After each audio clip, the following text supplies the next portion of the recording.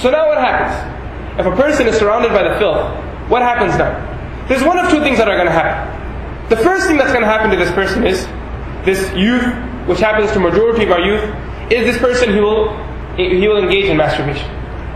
This is how he's going to release his desire. Now this person, the desires are piling up until he reaches a point where he doesn't know what to do. He's totally frustrated. He has his desire inside him. He has to release it. He doesn't know what to do. The first thing he's going to do is he'll masturbate. He'll engage in masturbation. The second thing that he will do if he does not engage in masturbation, older in age, more smart looking, someone more cunning, what he will do is he'll go end up committing adultery. This is the second. One of two things. He has one of the two ways of fulfilling his desires. The first way is that he engages in masturbation, as is the case of 80% of the youth, as quoted by many doctors. 80% of the youth are engaging in masturbation. 80%. And I hold a quotation, 99%, Wallahu A'lam regarding that, but 80% I read myself. 80% of the youth of today's day and age are engaging in masturbation. The first thing. The second way is through committing adultery. And these are the two topics, these are the two subtopics that we will be discussing today. The first being masturbation, and the second being committing adultery, zina, fornication, adultery, the difference between the two, and we'll go into the detail of that. So the first thing is that how this starts off is, as we've been stressing for the past weeks, is the glance. It all starts from a simple glance.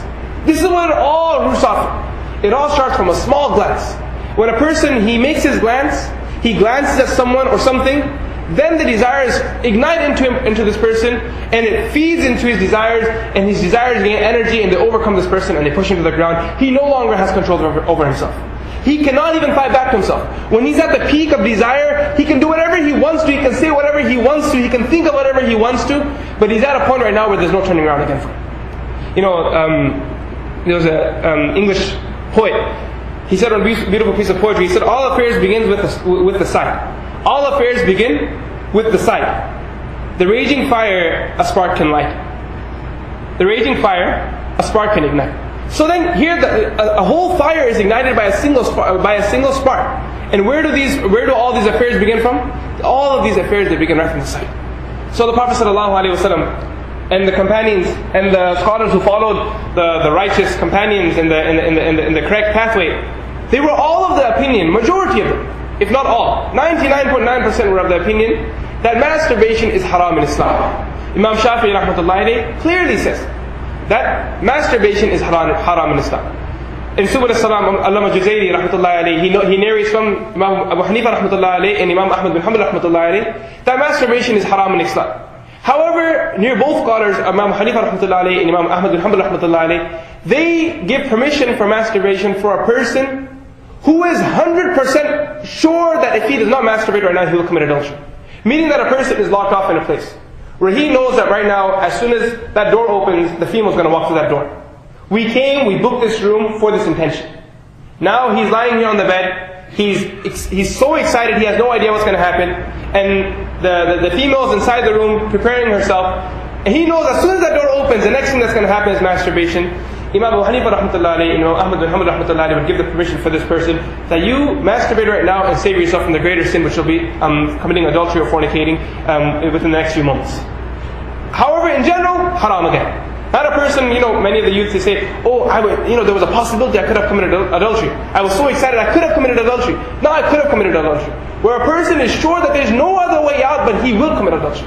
And Imam Malik rahmatullahi alayhi clearly says that masturbation is haram again, basing his opinion on the narration of Ibn Masud radiallahu anhu that we narrated earlier on. Ibn Masud radiallahu anhu, he said that when we were young, we were with the Prophet sallallahu alaihi wasallam. The Prophet sallallahu alaihi wasallam said, "Oh group of young companions, ya ma'ashar al-shabab, man istata'a minkum al-ba', whoever is capable of being married, falyatazawwaj, he should be married. And if he is not capable of marrying, fa'alayhi bis-sawm, he should fast, fa inna lakum fihi waja', because this is a shield for a person." So the Prophet sallallahu alaihi wasallam, Imam Malik rahmatullahi alayhi says, when he gave the companions the second pathway of fulfilling their desires, what did he say to them?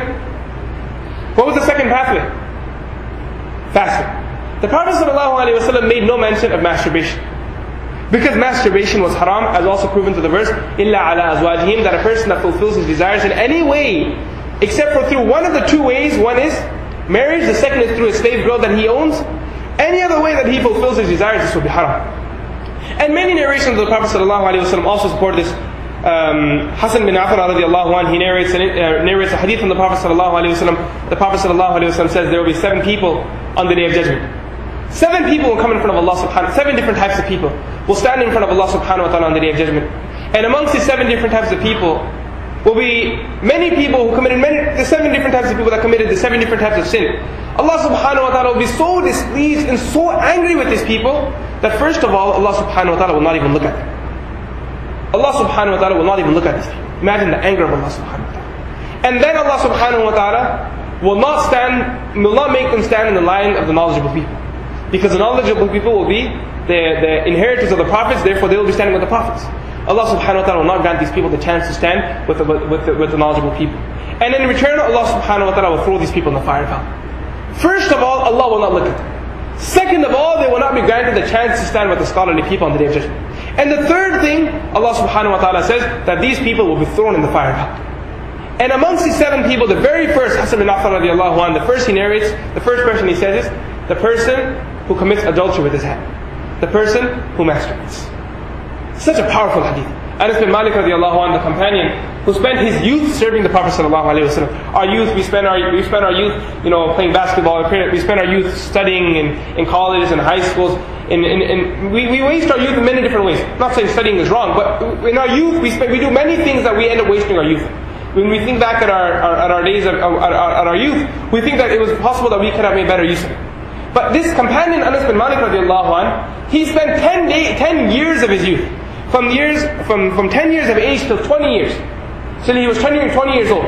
These 10 years of his life he spent in the company of the Prophet ﷺ. He served the Prophet ﷺ all the time. He was always serving the Prophet ﷺ. If the Prophet ﷺ ever needed any small khidmat taken, any small service, he would call on Anas bin Malik radiallahu anh and he would tell him, Anas, please do this, Anas, please do this. And Anas bin Malik radiallahu anh, he would say that the Prophet ﷺ never gave me any difficult task to complete.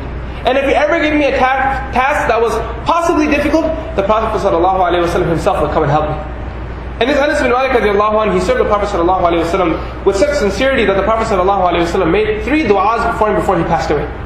3 du'as were made for Anas bin Malik radiallahu anh before the Prophet ﷺ passed away. The Prophet ﷺ with his own tongue made 3 du'as for him. The first du'a was, Oh Allah, give him barakah in his wealth. The second du'a was, Oh Allah, give him barakah in his children. And the third dua was, Oh Allah, give him a long life. These were the 3 du'as made for. And there was a fourth and fifth dua. The fourth dua was, Oh Allah, give him barakah. The fifth dua was, Oh Allah, grant him paradise. But these are the 3 du'as that the Prophet ﷺ made. And the companions testify that all of these du'as came true in his life. The first dua, Oh Allah, make him wealthy, they say that he was 20 years old when this dua was made for him. How old was he? Just beginning his career. Just very young. 20 years old. And they say that there was a time when there was not a single person that we knew of who was more wealthier than Anas bin Malik radiallahu anh. The dua of the Prophet sallallahu alaihi wasallam. The second dua of the Prophet sallallahu alaihi wasallam, Oh Allah, grant him barakah in his children, give him a lot of children. How was this dua accepted? Anas bin Malik radiallahu anh, he says that I buried 120 of my own children with my hands. 120 children, my own kids, I buried them with my own hands. I buried 120 of my own kids. And the third thing he says, Anas bin Malik radiallahu anh, and the companion and the mufassir and the muhaddithin, the scholars write that Anas bin Malik radiallahu anh, he had such a long life that he lived over 100 years of age. This was a companion who was close to the Prophet sallallahu alaihi wasallam and spent his youth serving the Prophet sallallahu alaihi wasallam. He narrates a narration from the Prophet sallallahu alaihi wasallam. The Prophet sallallahu alaihi wasallam said, "Nakihul yadi mal'un." The person who fulfills his desires using his hand, using different parts of his body, he